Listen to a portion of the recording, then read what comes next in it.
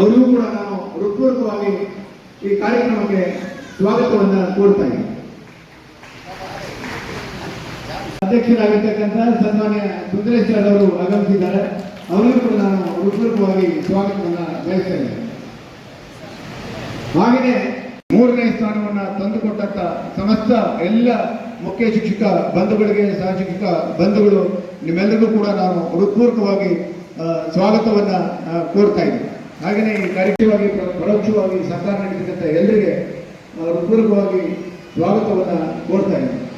So ಹಾಗೆಯೇ ನಮ್ಮದು 88.67% ಫಲಿತಾಂಶ ಈ ಬಾರಿ ನಮಗೆ ನಮ್ಮ ಜಿಲ್ಲೆಗೆ ಲಭಿಸಿ ರಾಜ್ಯಕ್ಕೆ 3ನೇ ಸ್ಥಾನವನ್ನು ನಮಗೆ ಸಿಕ್ಕಿದೆ ಸರ್. ಹಾಗೆಯೇ ಈಗ 2ನೇ ಪರೀಕ್ಷೆಯಲ್ಲೂ ಕೂಡ 32% ಫಲಿತಾಂಶ ನಮಗೆ ಪ್ರಥಮ ಸ್ಥಾನಕ್ಕೆ ನಾವು ಎಲ್ಲ ರೀತಿಯ ಸಕಲ ಪೂರ್ವ ಸಿದ್ಧತೆಗಳನ್ನು ಮಾಡಿಕೊಳ್ಳಿಕ್ಕೆ ನಾವೆಲ್ಲ ತಯಾರಾಗಿದ್ದೀವಿ ಸರ್.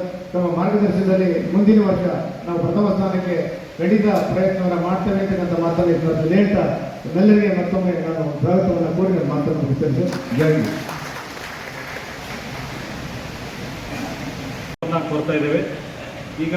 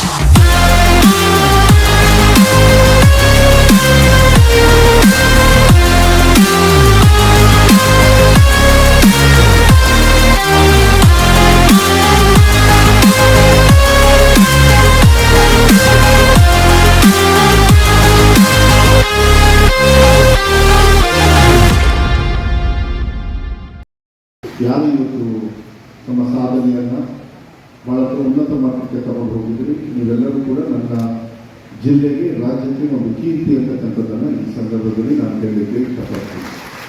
ಹಾಗೂ ಅವ್ರ ಜೊತೆ ಬಂದಿರತಕ್ಕಂಥ ಎಲ್ಲ ಪೋಷಕರು, ಸ್ನೇಹಿತರು, ನಾನು ಹೆಚ್ಚು ಸಮಯ ತಗೊಂಡು ಭಾಷಣ ಮಾಡೋದಕ್ಕೆ ಹೋಗೋದಿಲ್ಲ. ನಾನು ಬಂದಿದ್ದು ಕೂಡ ಸ್ವಲ್ಪ ತಡ ಆಯಿತು, ತಮಗೆಲ್ಲ ಕಾಯಿಸಿದೆ, ದಯವಿಟ್ಟು ಕ್ಷಮೆ ಇರಲಿ. ಇವತ್ತು ನಮ್ಮ ಜಿಲ್ಲೆಗೆ ಈಶ್ವರ ಖಂಡ್ರೆ ಅವರು ಅರಣ್ಯ ಸಚಿವರು ಬಂದಿದ್ದಾರೆ.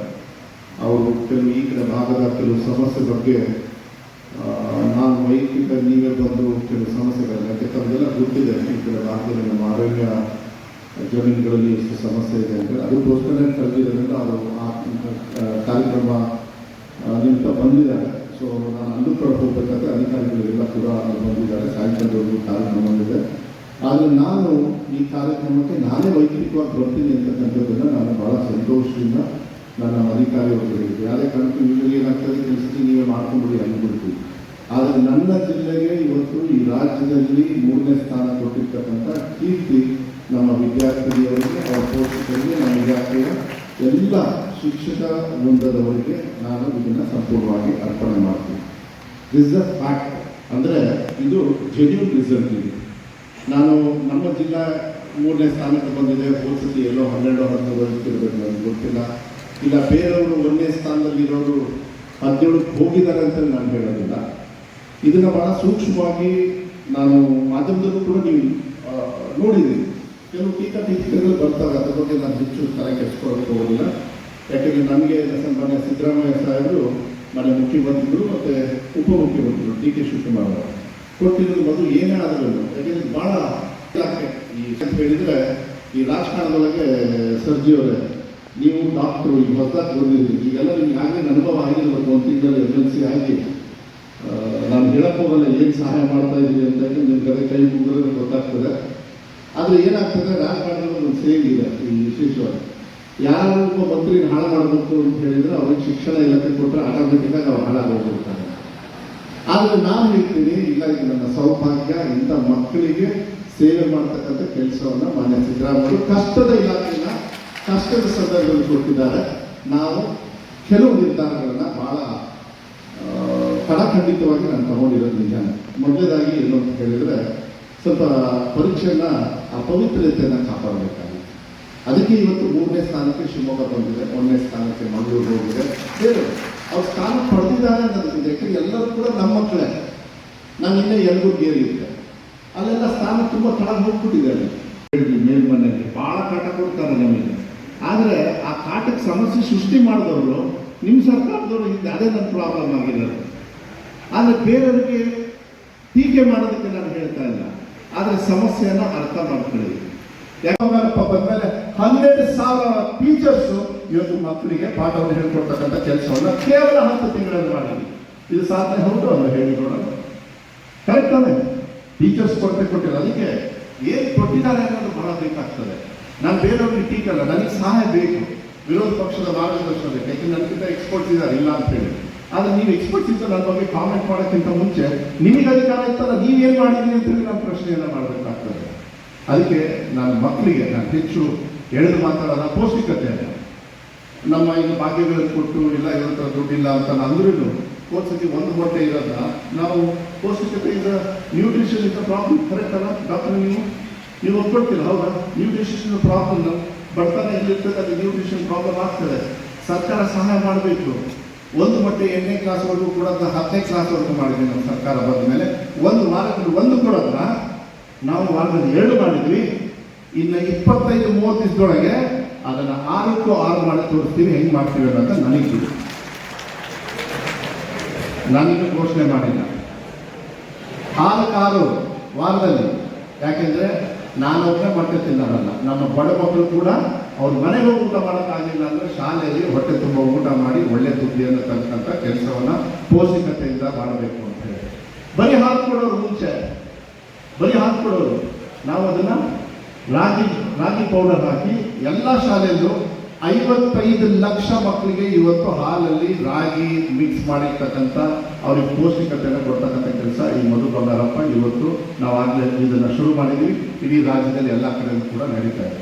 ಬಿಲ್ಡಿಂಗ್ಸ್ ಹಾಳಾಗಿದ್ದಾವೆ, ನಾವು ಇಲ್ಲ ಅಂತ ಹೇಳೋಣ. ಹಂತ ಹಂತವಾಗಿ 8,500 ನಿಮ್ಮ ಮುಂಚೆ ಇರ್ತಕ್ಕಂಥ ಸರ್ಕಾರ 8,500 ಘೋಷಣೆ ಮಾಡಿಬಿಟ್ರು, ಎಲ್ಲೆಲ್ಲಿ ಅಂತಲೂ ಹೇಳಿಬಿಟ್ರು.